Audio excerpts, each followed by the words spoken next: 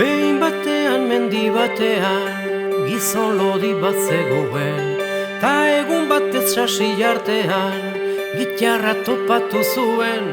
Politia baitzen jotzen hasi zen bi eskubetan harturik, haize musika pozez jauzika inguruan elkarturik.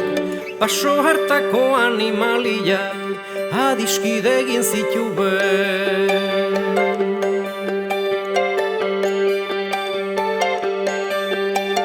Herrira jaitsi eta guztia kontatu zien lagunei, 11 aldiz esan da ere ez zioten sinestu nahi. Baina behingoan joan zen joan herriko lagun batekin, eta berriro oso astiro gitarratxoarilekin. Animaliak berriz ondora bildu zitzaizkien alai.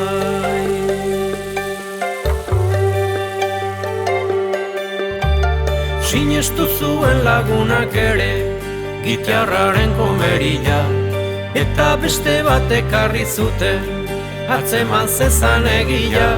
Sinestu zuen eta ondoren beste batzuei hots egin, laugarrengoak, bosgarrengoak eta seigarrenak berdin. Ikusi eta sinestu zuten musikaren mirarila.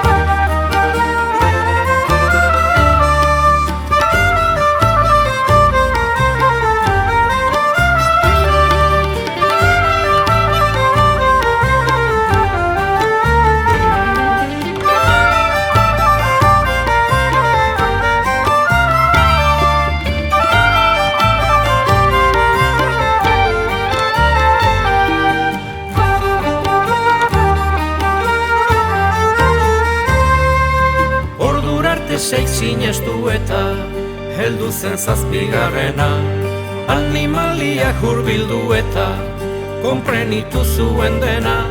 Zazpi lagunak, musikadunak bihurtu ziren erabat, denak elkartu eta osatu zuten musika talde bat.